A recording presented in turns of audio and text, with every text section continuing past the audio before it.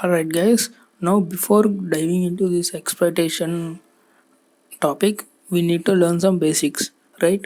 We cannot run if you don't know how to walk. That's why assembly basics and also some other basics are necessary. In this video, we are going to see assembly basics. So, let's get started.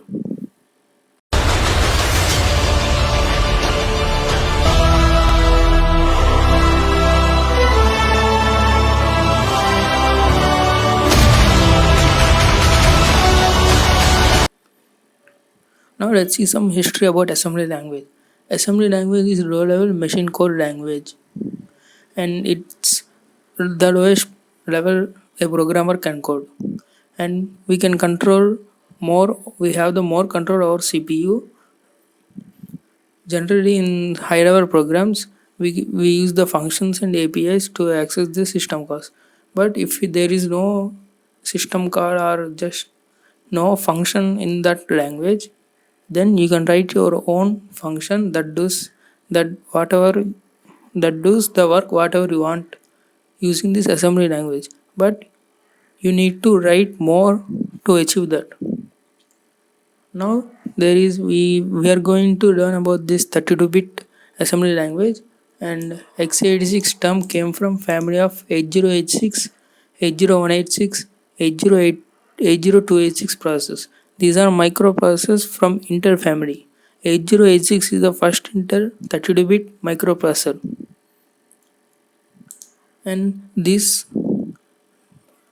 in this we the memory stores up to 2 power 32, and that's why this maximum support of RAM is 4 GB. Now we are going to talk about the CPU registers. Whenever an operation is going to be done, CPU should fetch the variables from or the operands from the memory or disk. So for every time it fetches, it takes so much time. That's why CPU contains some memory to store some data for operations. And computations in CPU registers are very fast. These are not temporary, these are not permanent memory storages. That means you cannot store a variable in them for a longer time. That's why you do the computation with the help of CPU registers and store them in separate memory locations in RAM or disk. These are volatile memory.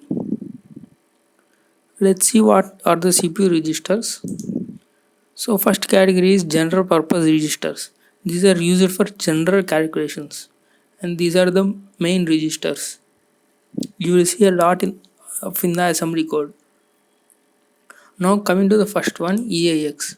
EAX stands for Extended Accumulator Register. Generally, first I want to tell is this 32-bit processor is extension of 16-bit processor. 8086 is a 16-bit microprocessor, and 32-bit processors are just extension of the 16-bit. That's why you can able to run 16-bit program in 32-bit operating system. In the similar way, 64-bit is a extension of 32-bit. That's why even nowadays you can run the 32-bit Windows executable file in 64-bit operating system. Yeah, right. That's due to just like extension. In the next slide, we will see why it is run. Why we can run the 32-bit into 64-bit operating system. So EAX stands for Extended Accumulator Register, and this register is used for calculations and return values from functions. Okay, this thing is very important one, return values from the functions. And next register is EBX register, and this is called base register. It means that if you have an say array of 10 elements, now we will point EBX to the starting element of an array, and we use the ECX, that is which is the next register, use it as the iterator, and you can iterate over the loop over the array using this ECX, like EBX plus ECX. ECX, if ECX is equal to 0, it means the array of 0, which is the first element, and EBX plus ECX, if ECX is 1, it means that array of 1, which is the second element. And in that case we can point to the starting of an array so that we can do power through the array using ECX register. Okay, coming to the ECS, this is known as count register, extended count register or counter register, used as iterator in loop operations. If you want to use for loop or while loop or do while loop, you can use this ECX as a loop variable. Generally, we use I in the high level program languages, IJK. In that, we can use ECX. And EDX is data register, which is a normal register used for input and output and also for normal operations.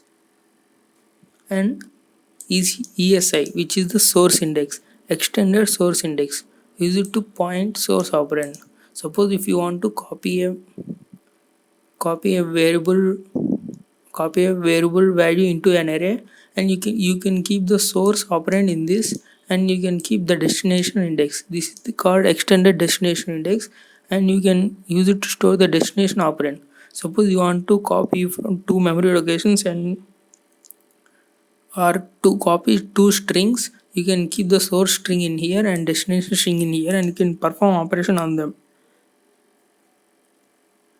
So these are the general purpose registers, and there are also other two general purpose registers. We will see them later.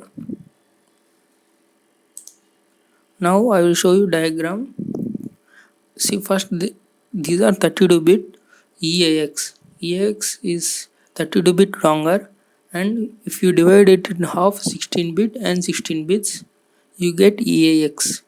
Each 16-bit value is called AX, and you can further divide into AH and AL.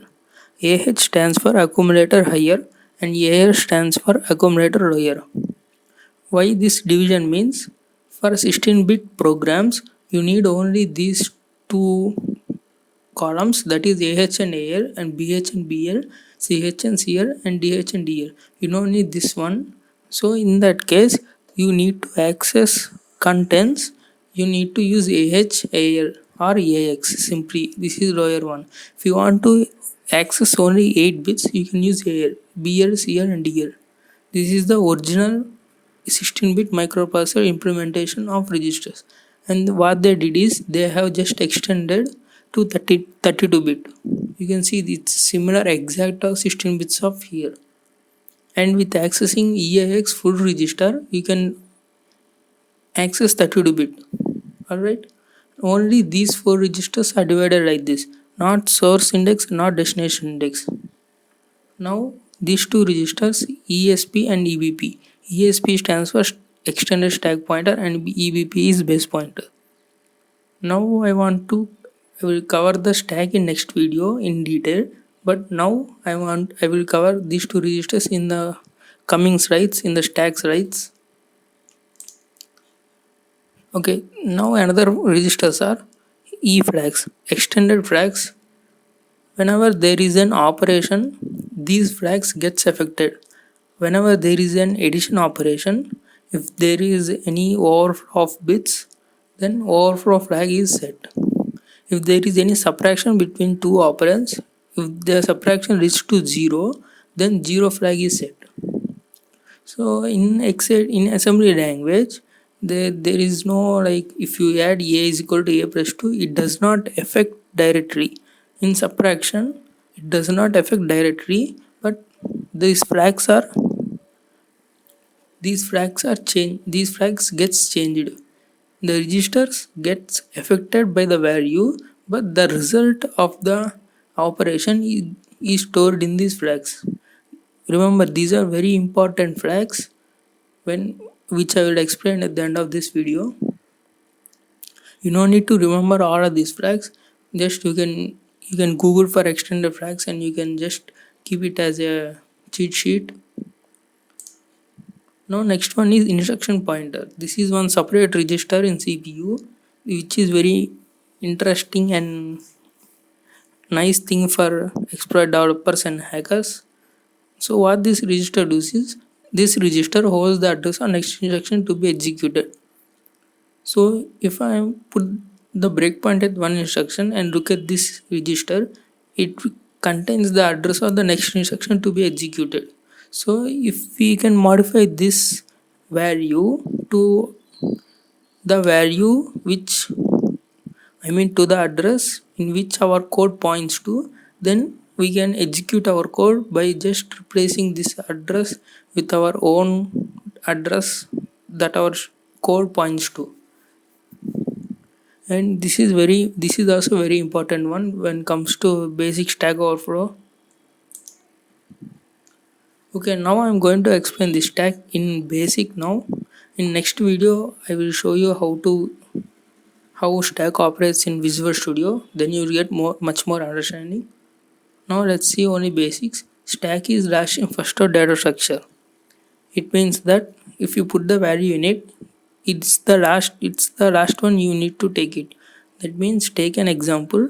You have a table, and what you're gonna do is you put on books on the table one by one. So the first put the book will go to the bottom part of the table, bottom part of the books, and the recently placed book will be on the top of the table, right? If you want to pick, you need to pick from the top only, not from sideways. Okay, first the last what you gonna pick is the topmost one, which is the recently you added one. In that way you can add only one way, and you cannot take the elements only one way. So the operations putting onto the table is called push values on the stack. It means that push operation. If I say push the book will be placed on the table. And if I say pop book, just pop, and I get the book from the table. And that's how the pop works. So here we going to see this base pointer. For every stack frame, the base pointer points to the beginning of that stack frame, and ESP is a stack pointer which points to the top of the stack. Each time when a new function is get called, then a new stack frame is created for that function, and the old base pointer is pushed onto the stack to save the previous function's base pointer, and then new stack frame is created for this new function. And ESP also copied from the EBP value so that both points to the new stack, and then ESP goes on decrementing because stack grows from higher address to lower address, and then stack expands when the function is going to end. Then this variable local variables of the function gets dereferenced because ESP gonna come back to previous place, and then pops value, return value, and then the old stack frame is continued. That means when a new function is called, a new stack frame is created, and when the function ends, that stack frame is dereferenced, and again if any new function arrives, and then again new stack frame is created. Okay, this may seem confusing, but in the next video I will show you in Visual Studio, which you get very clear understanding. Okay, here are some examples you need to know. First one is move EAX EBX. The name implies move, but it copies the content of EBX into EAX. The syntax is, this is called mnemonic, which means that do some instruction, and this is called source. The operation stores into the source. Sorry, this is destination and this is source. Okay, move EAX comma EBX. Move instruction copies the value from source to destination. It means that take the value in the EBX and copy into EAX. I think that's clear, right? Now similar way, add EAX comma ECX. It means that take the value of ECX and also take the value of EAX, add them both and store it in EAX.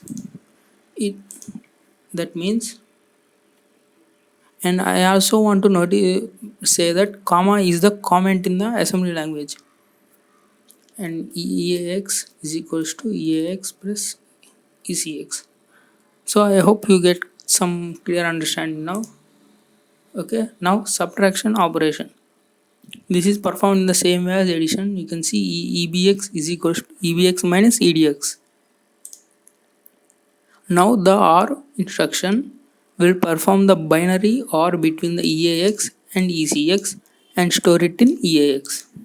Right? These are all some mathematical arithmetic operations which are identical to each one. Now the important and interesting thing is jump instruction. This is called unconditional jump. Whenever this instruction is encountered, you can say jump to this address, then the program will, no matter, it just blindly jumps to this address. This is also very important command instruction in the exploit development perspective, which means that we need to, whenever there are restricted memory regions, you need to jump from twice or thrice forwards or backwards, so that you need to understand the jump command. Okay, this is very simple jump command. And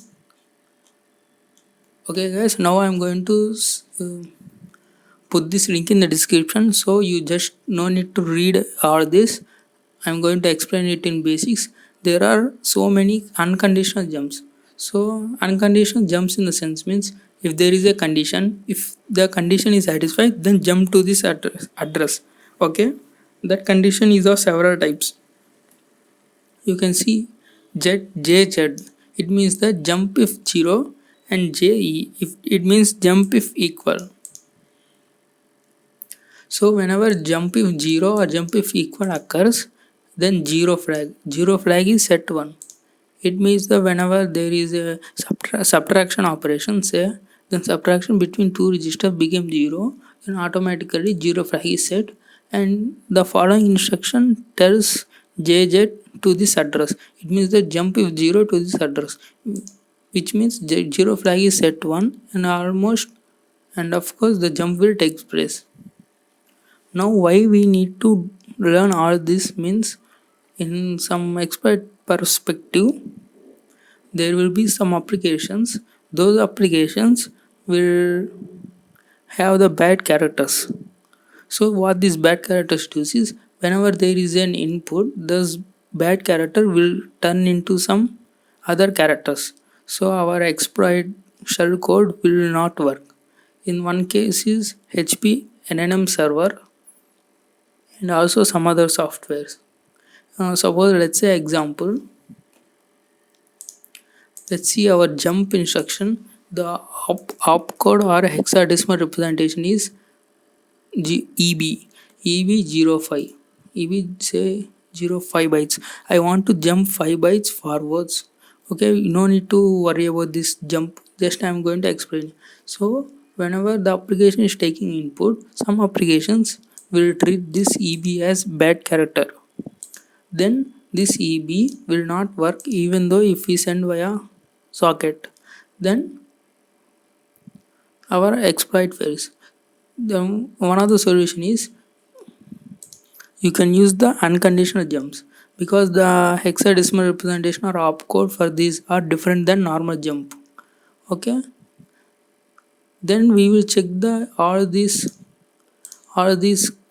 extended flags, and we will take the note of the values, and we will perform, if carry flag is 1, then we will perform jump if carry.